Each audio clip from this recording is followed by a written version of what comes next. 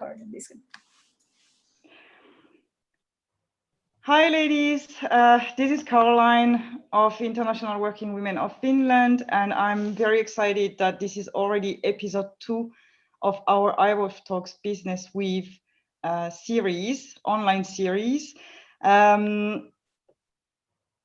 We are going to have a very interesting topic today, but before that, as there is many of you who were not part of the first episode, I just want to give a quick reminder that we have invented this series because basically we want to connect our community of wonderful international women to the companies also in Finland.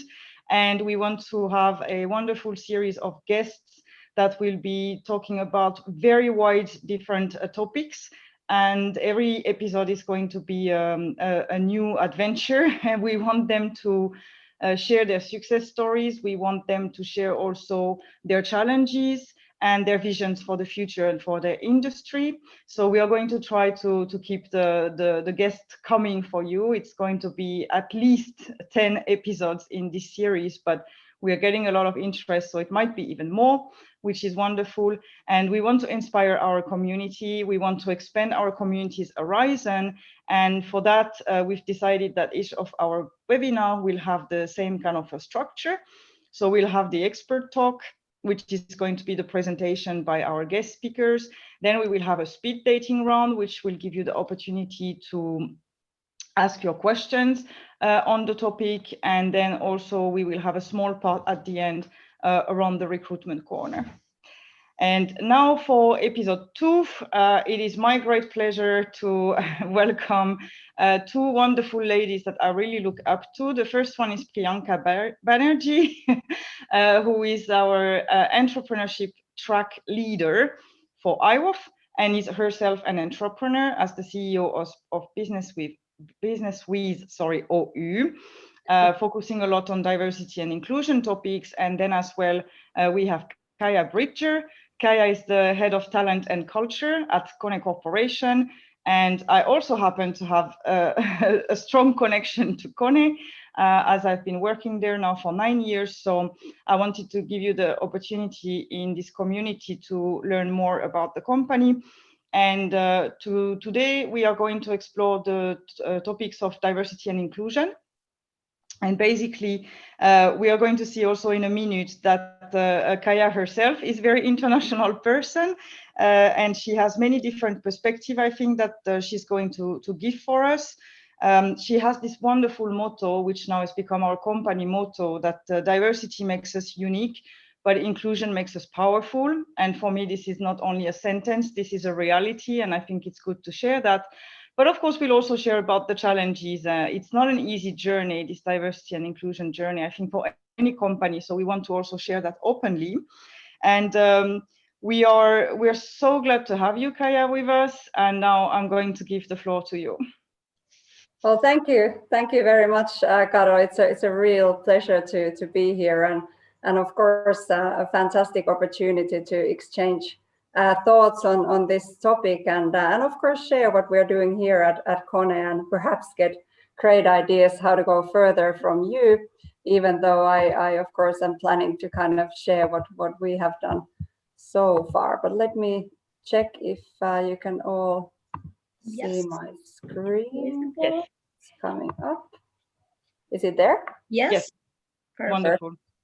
So maybe just a couple of words about what I was thinking about speaking to you today before I then tell you more about myself. So basically, what I thought that might be interesting is to kind of look at where we have been at when it comes to diversity and inclusion at KONE. So kind of what was the starting point for us, and what did we start to do? And where are we today? And there I'm happy to be able to share a little bit about our D&I strategy going forward as well. And then, like I said, exchange some thoughts. And Caro, thank you for the kind introduction. So I'm Kaija, and I'm heading the talent and culture at KONE. And I have to say that I truly believe that I have one of the best positions in the world because KONE is a great company. It's very, very people-centric, and as such, of course, if we then think about the opportunity to work with the talents and kind of strengthen our culture, I think it's a big honor, and it's actually very, very empowering in itself.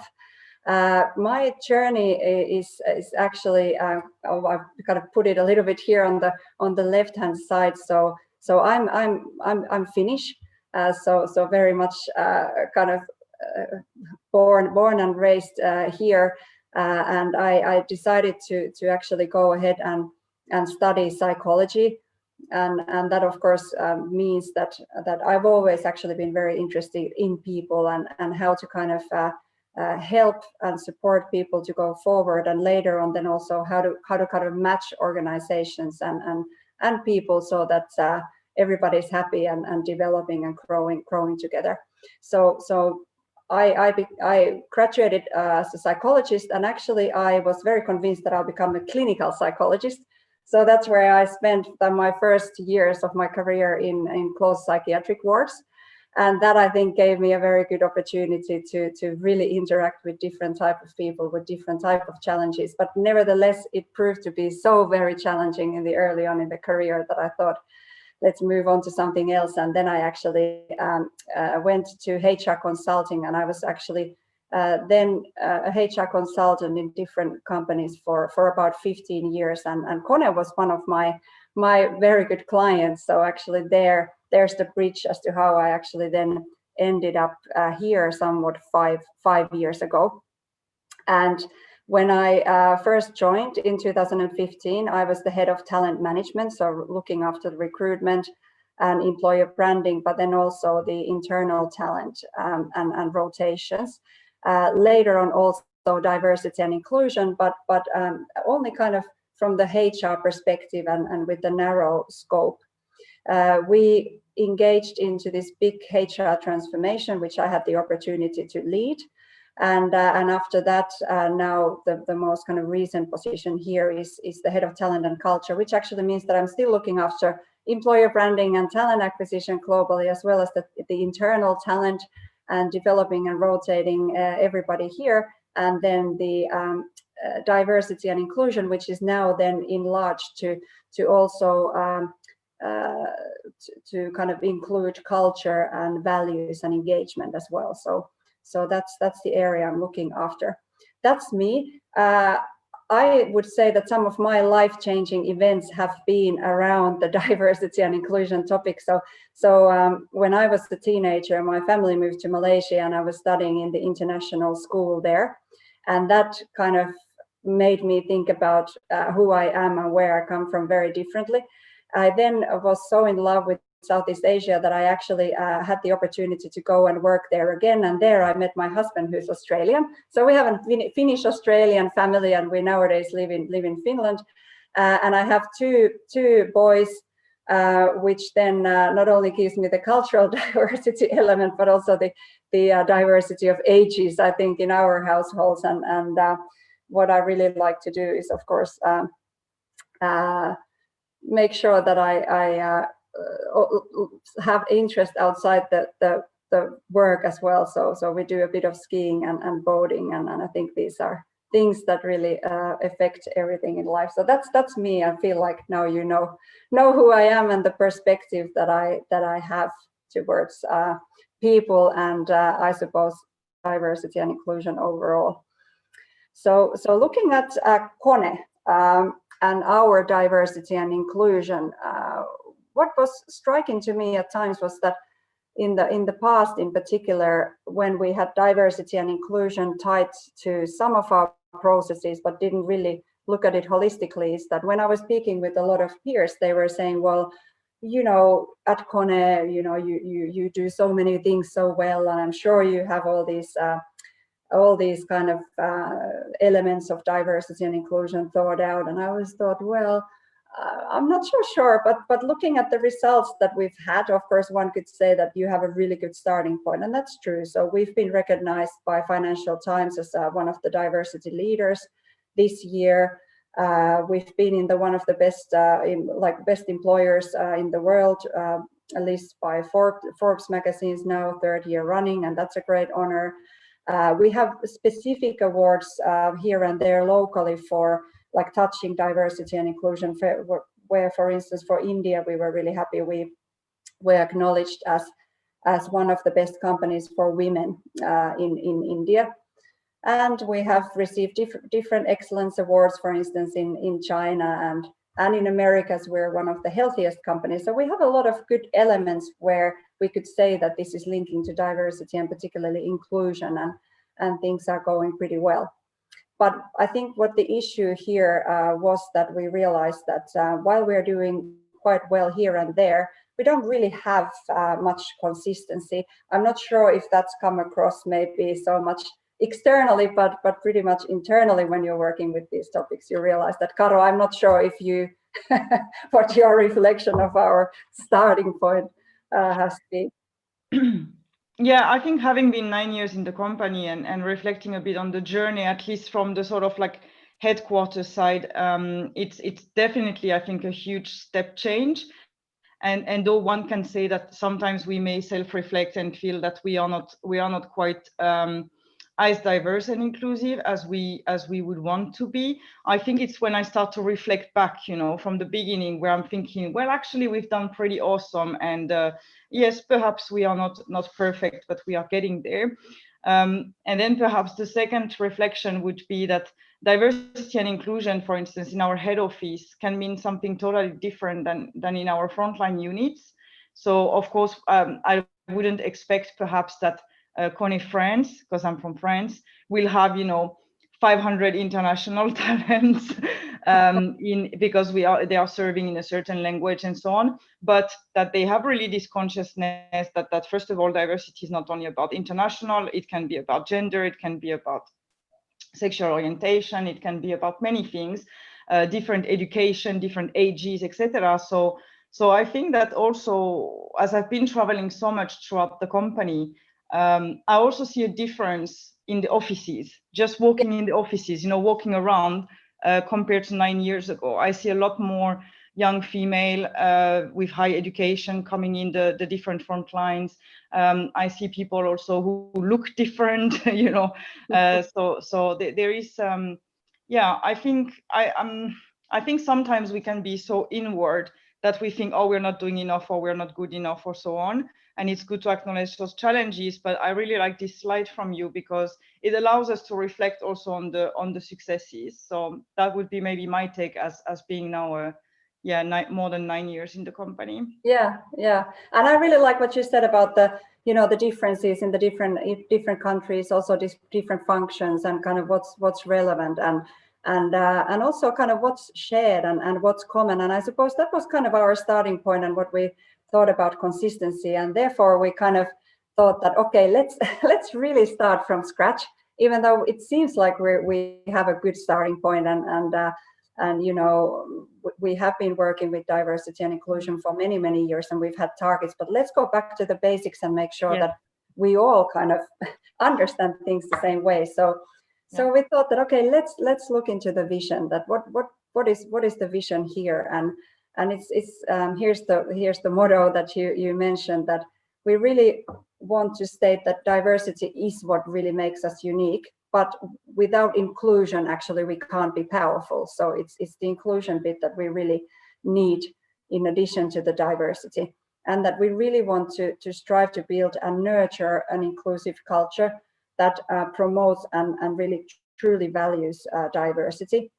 And the point here is this is what drives our innovation, we believe, and connects us closer to the customers and the communities that we serve, so that we can have a strong bond to the external world in a relevant way.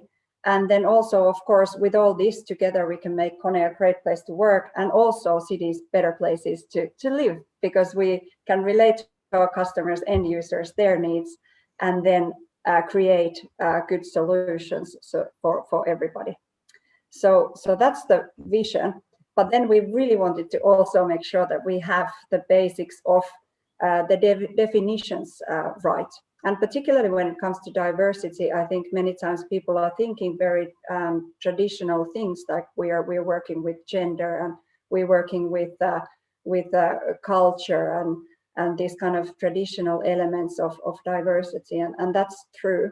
But because we truly believe to the link of the innovation, we actually really want to make sure that we have diversity of thought, and that we think comes from multiple factors, including also people's ways of thinking and their personalities and their experiences, their work and their lifestyle. What do they appreciate? So we really wanted to make sure that we have a really wide definition for diversity, which then allows a lot of flexibility around the topic, and maybe frees people to think that we really think about diversity, which in kind of in relevance to all the communities where we are present. And then the inclusion, we simply kind of wanted to state to be about respect and being valued. So basically for people to have that kind of sense that they can come to work as themselves every day and reach their own potential as they are, without the expectation of them being something different.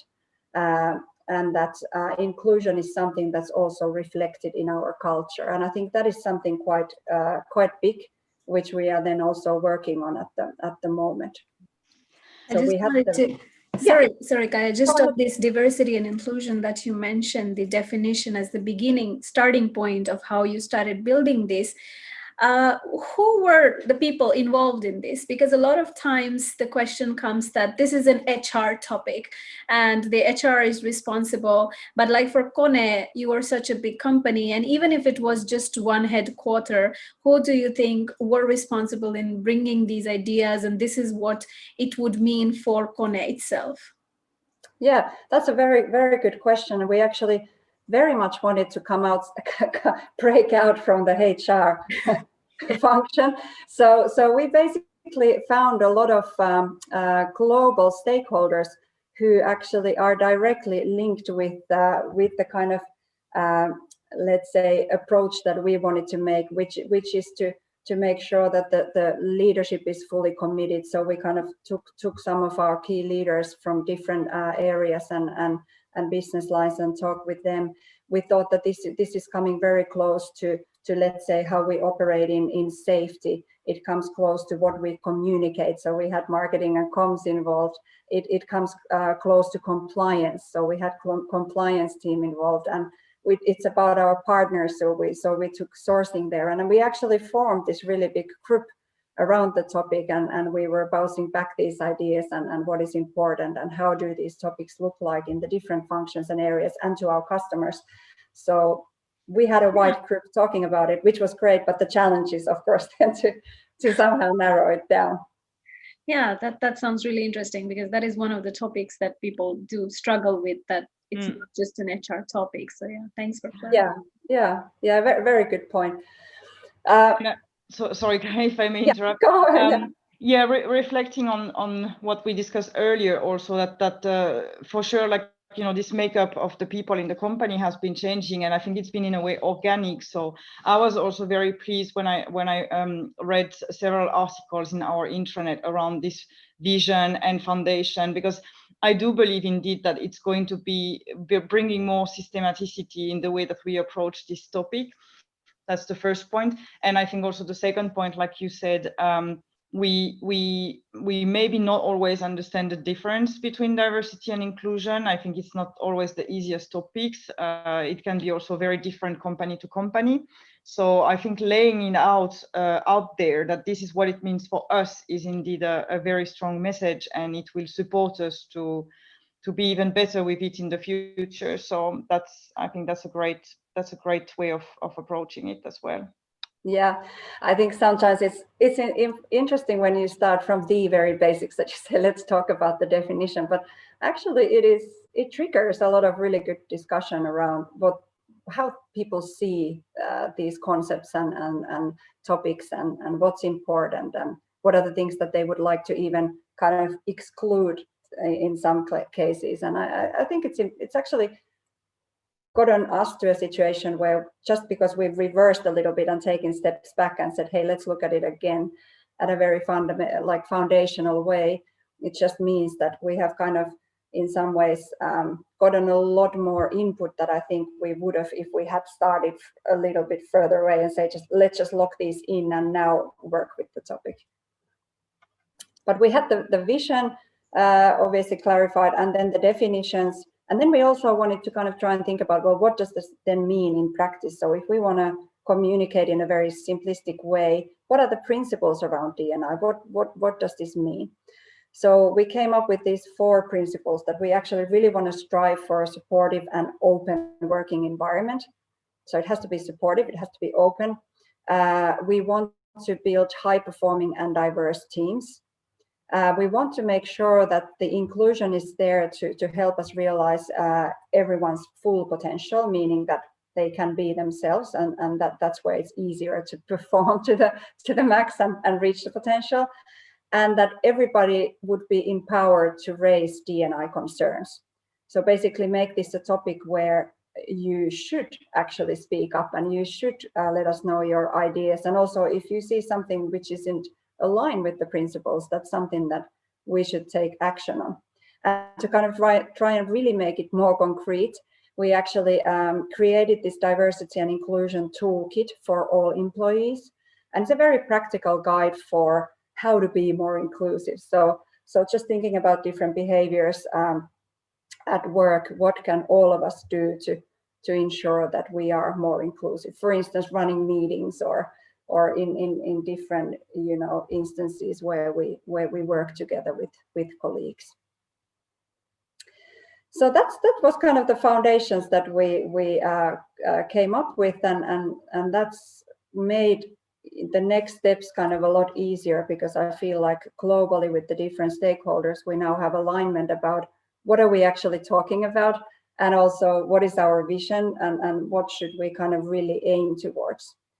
But then from there, we started to think that, okay, let's then try and build a very comprehensive understanding of the D&I kind of maturity at KONE. So Caro, like you said, I mean, we're present in more than 60 countries, that's where our own offices are. And of course, by default, we have a lot of diversity when it comes to nationalities, for instance. But what about the different ways of working and practices around D&I in a more systematic way? What does it really look like in all these countries?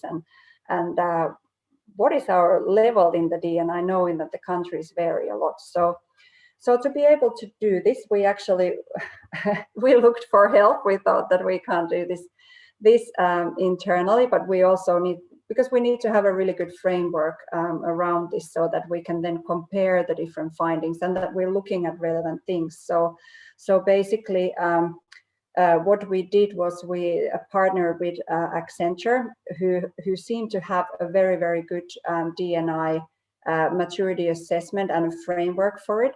And they also offered to help us in a very flexible way, which was great.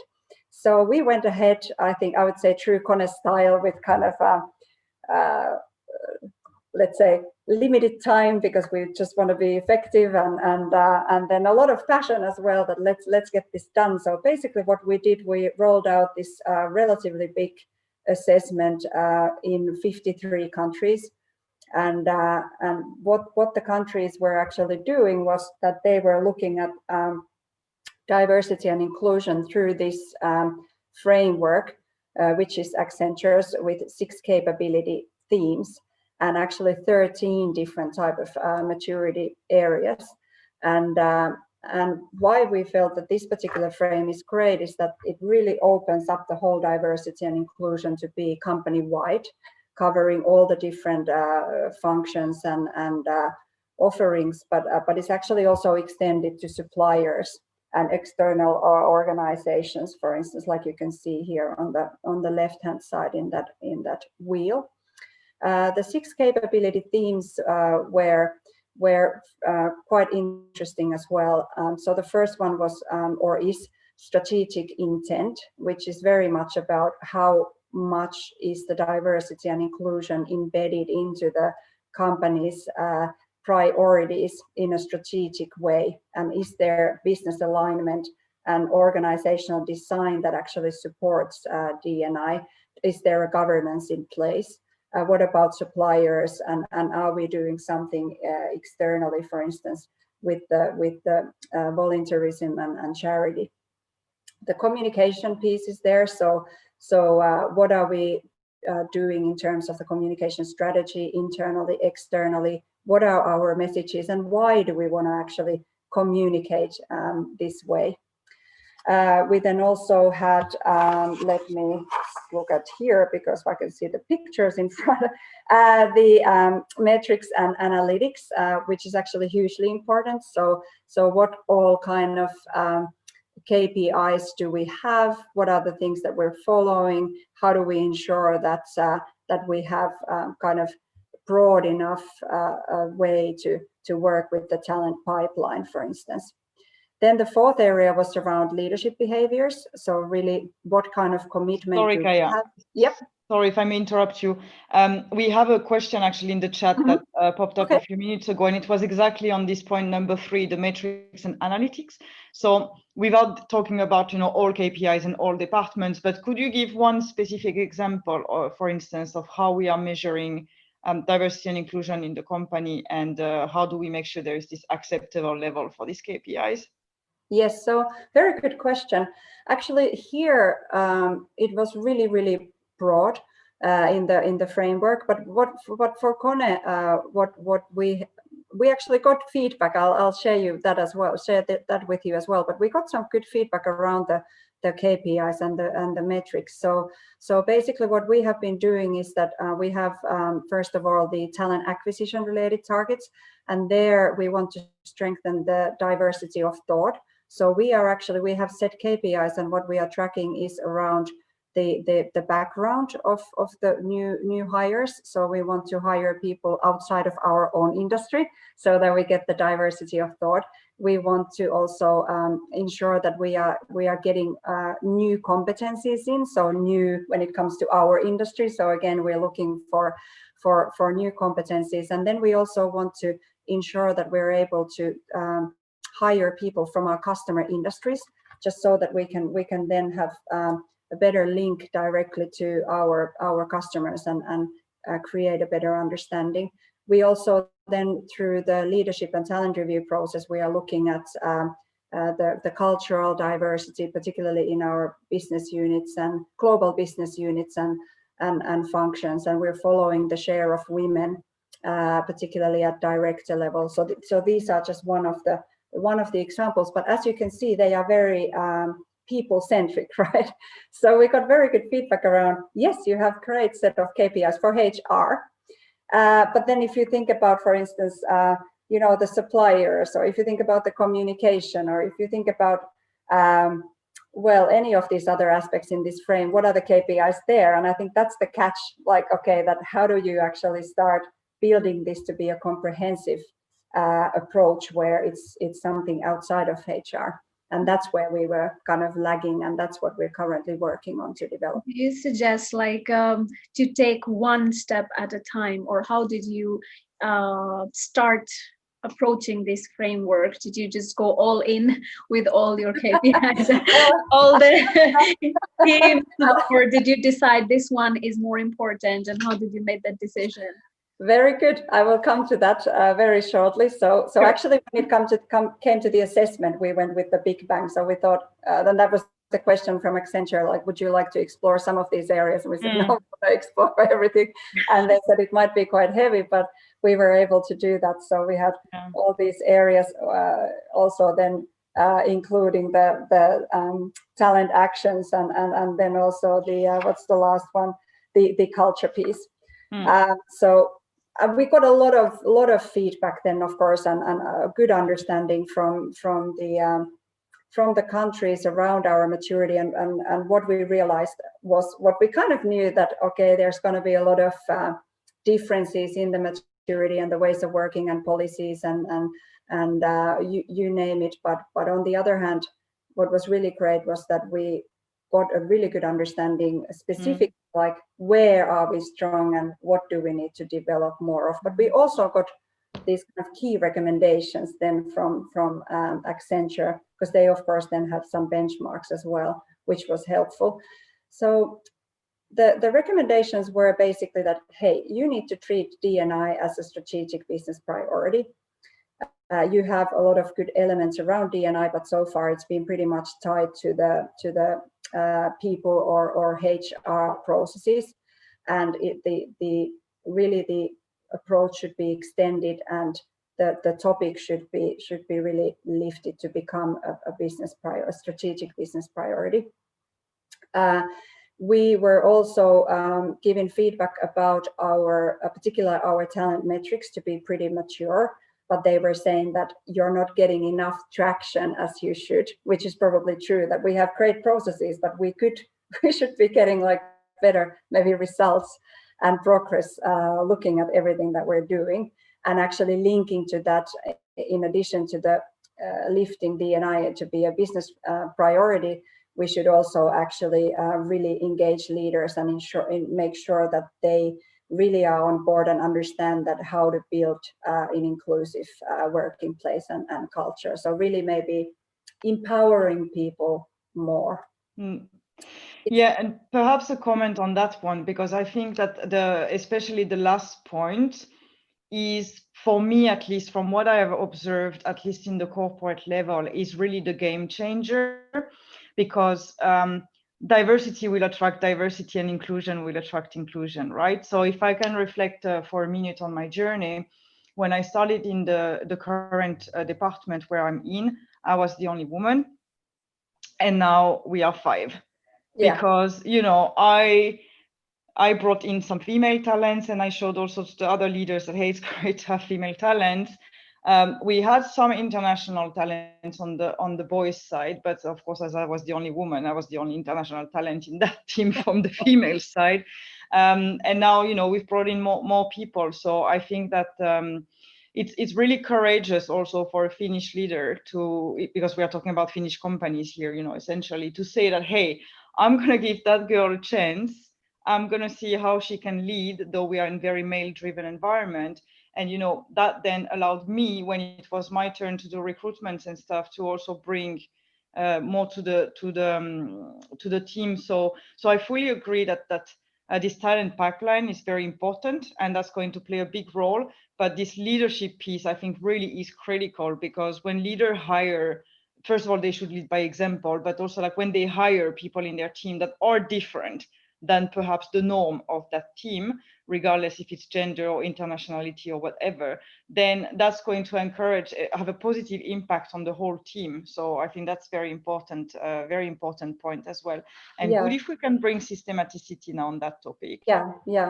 Not just a few brave, courageous leaders. Yeah, and I love what you're saying about the inclusion, because I think sometimes you kind of go back and forth and one step forward and 2 back or whatever, but like I think many people understand the need for diversity, but then in the inclusion, it's really not, it's not as easy as one might think. And I think what I've heard every now and then, these discussions at KONE, particularly when we first got started, were kind of a little bit funny, in the sense that people say, yeah, now I have all these people here, but it's so difficult because I've tried to tell them that, you know, this is how we work, and this is how, no, you need to think like this. Or like, no.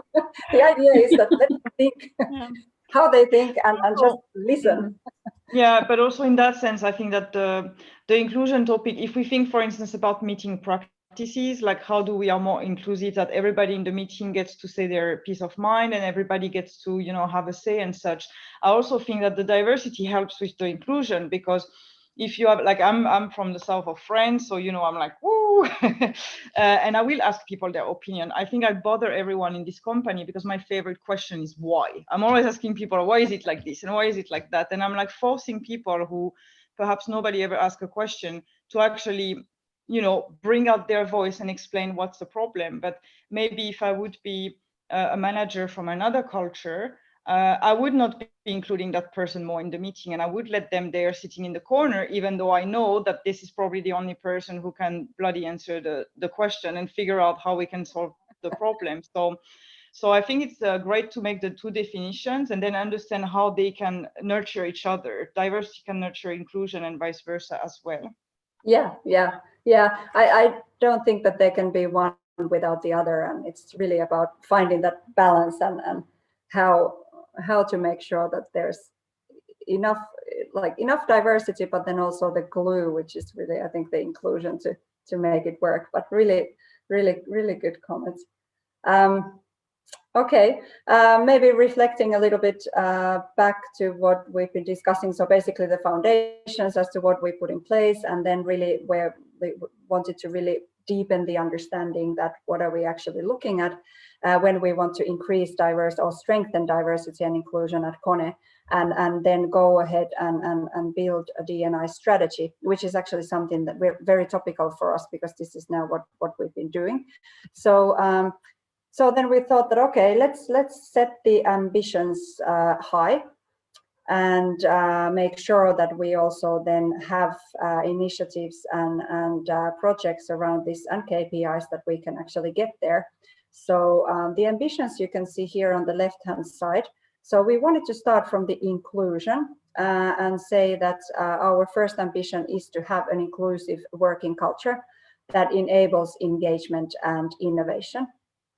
And to be able to get there, we now are planning initiatives around culture, values, and D&I awareness, which are going to be rolled out next year. So we're now, and in the coming years, I don't believe that this is the 1 year exercise, but we have certainly a lot in the pipeline for next year. And then the ambition is that we want to be as diverse as our customers and the communities that we serve. A big target, and to be able to do that, we now have very specific KPIs to increase the diversity of thought, gender, and culture, but we actually have extended this now to cover a lot of other kind of operational factors as well. And like I said, also we're looking at KPIs outside of the HR function, so that's what we're currently trying to agree on. And then the last ambition is that we are a responsible global citizen, and diversity and inclusion is embedded in our business strategy. And this is actually something that we've been working on. So we have come to the conclusion that D&I is actually part of our sustainability. And this is where we've now kind of found a home for it, and also the steering and the governance. So it's part of KONE sustainability. And we will also extend our approach to our suppliers and partners even more so than what we have in the past, to make sure that we get to this responsible global citizen category where we want to be. So we have good kind of a starting point, and then I thought you might be interested in seeing kind of the building blocks. I just wanted to go back to the last slide, because you mentioned that enables engagement and innovation.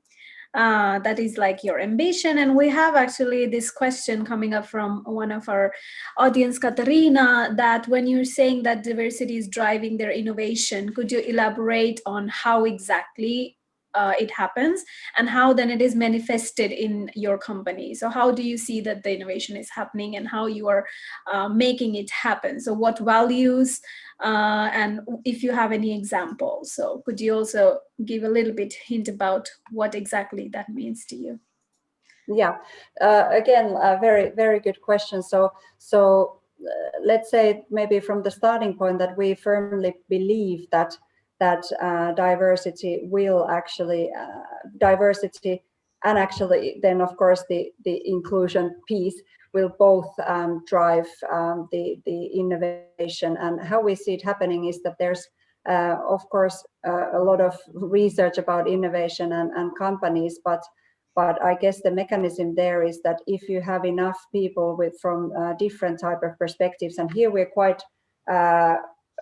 like here we want to mirror our customers a lot, because of course we want to have people who understand the customer issues maybe firsthand, and also we have people who understand end users and their needs and behaviors better. And we believe that if we have this kind of dynamic in place, that we have people who know KONE very well and our solutions, and then we have people who know the customer needs very well, then when we combine that and co-create also together with the customers, we can actually come up with very innovative solutions. The KPIs around that, I can't say or take credit that I would say that we have set KPIs through this project, but we do have different activities around innovation at KONE with KPIs, where we're trying to follow up that how much have the input from various people, even though who aren't working in those streams particularly, have contributed to our innovation overall. So we have this kind of platform for people to leave their ideas, and we are trying to follow up that how much of those are kind of ideas that are being yielding into kind of solid innovation, but also like what kind of backgrounds have those and sources have those ideas come from. And during this, when you have been seeing this trend, have you noticed that there has been some change, or like, have you seen that actually some innovation has happened because of more diversity within the company? So has there been any success story there? I find it always difficult to say that yes, this is definitely because of diversity, but let's say the diversity from the angle of also extending it to our partners and our customers themselves. Of course, co-creation is something where I think it's fair to say that we have been able to be very innovative together. So I'd say that, for instance, our cooperation with one of our customers who've been challenging us a lot about the fact that they can't take any virus outbreaks, what we are now, for instance, seeing, but that we need to come up with solutions that are able to kind of that are good for people's health, and we can kind of protect people better. And as such, we have recently launched our well-being solutions, which include, for instance, materials that are kind of self-cleansing or self-sanitizing, and elevators where we're using the NASA air purifiers and things like that. So that's certainly big innovation. I couldn't say that it's only because of the diverse KONE team, but it is a team that is able to link to or understand the customer needs, and a customer who is very eger to co-create. So. Yeah, I think it's the whole ecosystem that plays a role in it. Yeah, for sure. And I think overall, if you think about it, if we even think about what we try to make sure is that in our global functions and units where we are developing a lot of the solutions, that we have a lot of diversity there. Because if you put it in very simple terms, why would a group of engineers here in Finland with all the relatively similar background and even ages, for instance, and schooling and education, be able to create the best and most relevant solutions for our customers, for instance, in China or Asia? I mean, wouldn't it make sense to have a good representation of the customers to be able to get there? So I guess that's the logic, at least, behind it. Yeah, that's true. But sometimes the logic is not, it's in front of your eyes, but still difficult to see. So good that you mention it out loud. Yeah, I don't know, Karo, if you want to somehow add in anything from the innovation perspective. Well, I mean, just that, if everybody thinks the same, how are you going to bring out any innovation? So in that sense, I do think that diversity really helps with that. And probably inclusion, again, from the fact that different cultures will perhaps invite others to speak more and nurture this kind of environment where people can speak more, people can be more out loud, people are not scared to bring out an idea. We have some cultures, we know that because of hierarchy reasons or something, it's not really well looked at to be speaking up. And I think in that sense, if you're in an environment where you're nurtured and encouraged to speak your ideas, then that's how you get the innovation. So I think it does definitely play a role, and the fact that we are the only elevator company year on year on top of the innovation rankings in the world is that probably we have a bit more in that sense, diversity and inclusion in the end. So being a bit mindful of the time, we've got quite a lot of questions online. So Kaija, maybe I'll let you wrap up in 2 minutes and then we could move to the questions, if that's okay. Yes, definitely. So I just wanted to quickly share you the strategy where we have the 6 focus areas, and you can see that you probably recognize them by now very well from the intro and the findings. So we really want to make sure that we have the strategic intent taken care of, which is now actually reality when we are part of the KONE strategy. So that's great.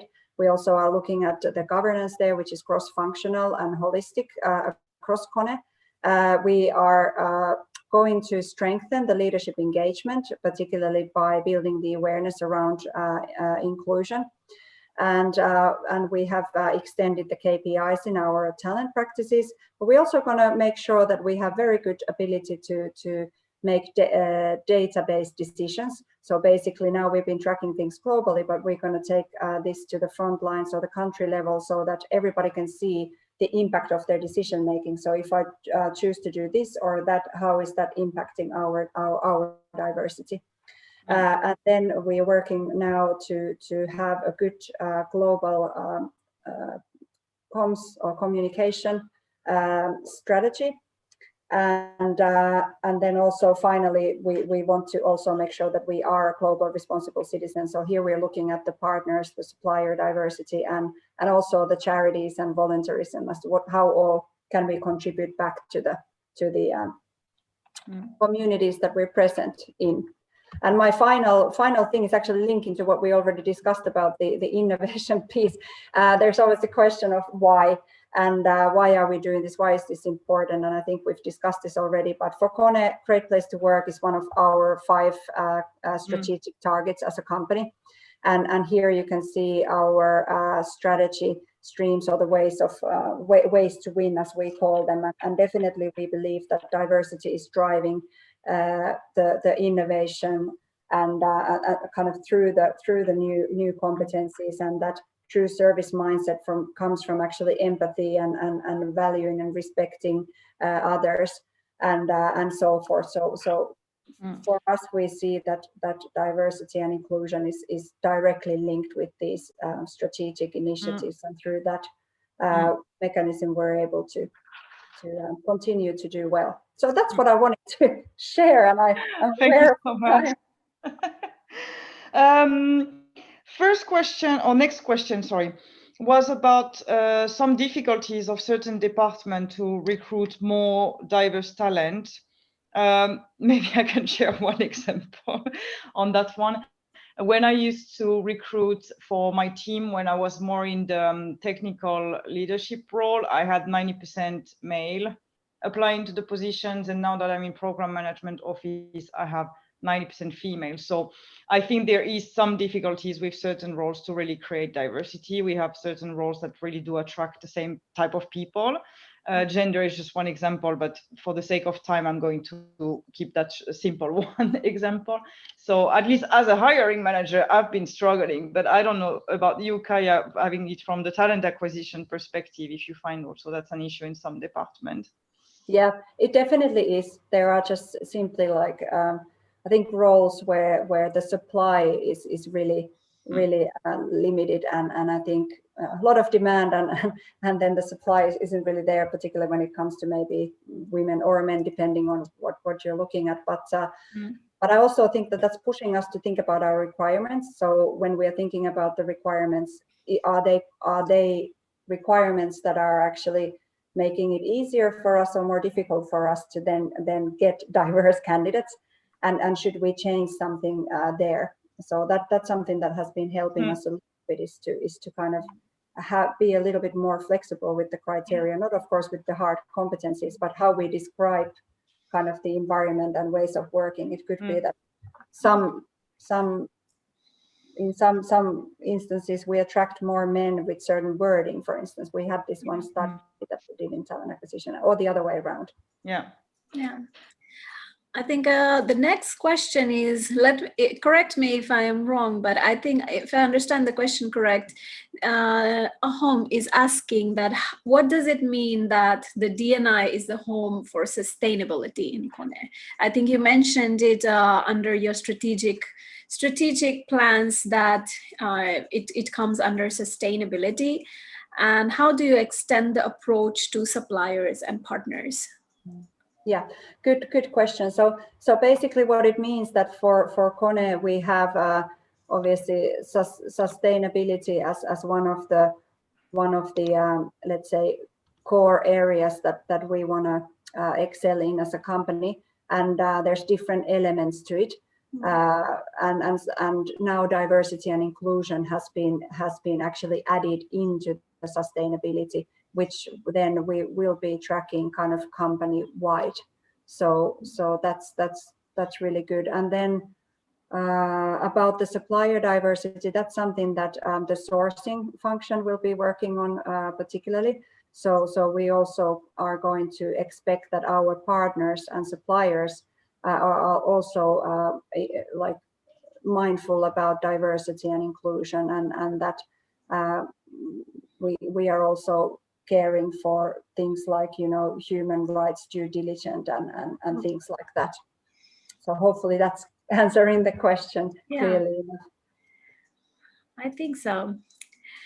Caro, do we have still more time to go ahead with the questions, or what do you think? Yeah, I started answering one or two on the chat actually, because I know we were a bit running out of time, but maybe the next one was around, has there been any impact from COVID of the tendency to maybe hire more your friend who is in trouble than hiring the right candidates? And I was just about to type that, no, I don't think that's the case, but maybe you can give a more official answer to that one. No. But I think that's not what I'm feeling at all. No. I think even with diversity and inclusion, we always want to hire the candidate that is the best fit for the role. I think the key there is more that we sometimes have to shake ourselves to ask that what is the right fit. So we sometimes think traditionally that it has to be a person who is this, and this, and we can ask ourselves, but could it be in fact someone totally different? So I think that's the key. But the answer to the question would be no, also from my side.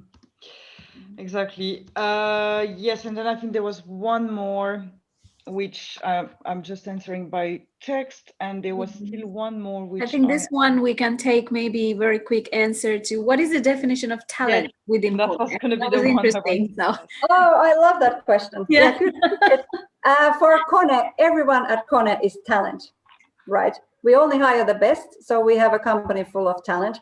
And that's where, like, for instance, in my role of the head of talent management role, I had a lot of peers who said, well, can you talk me through your talents? So what kind of a group is it? And is it the high post? And is it this and that? No, for KONE, talent management covers absolutely everyone. So all the employees. And for instance, the talent reviews that we do starts from each and every employee. So that includes everybody. That sounds interesting. That was a good question, actually. And to be fair, we need to be a relevant company, relevant employer for all our talents. And we need everybody to be engaged, and we want to empower everybody. And that means that in our talent management, where we try to understand who our talents are, what are the pipelines, and what is the offering, we simply can't afford to leave anybody out. I think if we go ahead and hire someone, that someone is a very important person for us, and we don't want to exclude them. We want to make sure that we offer them something relevant. We all want different things, of course, so that it's a bit tricky with our approach, but I really like the approach a lot.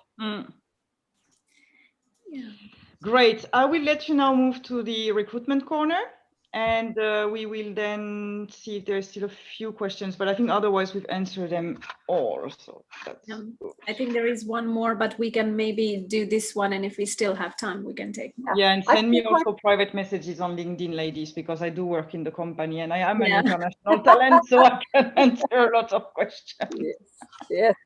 And this is going to be just brief, because I thought I'm not going to start listing kind of our most typical positions and things like that, but I thought I'd more just put a couple of characteristics here as to what are the things that we appreciate and what's important for us. So the first one is the ownership, that I think comes also with the passion, that, you know, we really would like to have people who take the ownership and are accountable and kind of passionate enough to drive their own area, and then people who are able to work with complexities and simplify, because I think that's the challenge everywhere. So we really appreciate talents who are able to make complicated things simple enough for all of us to work on.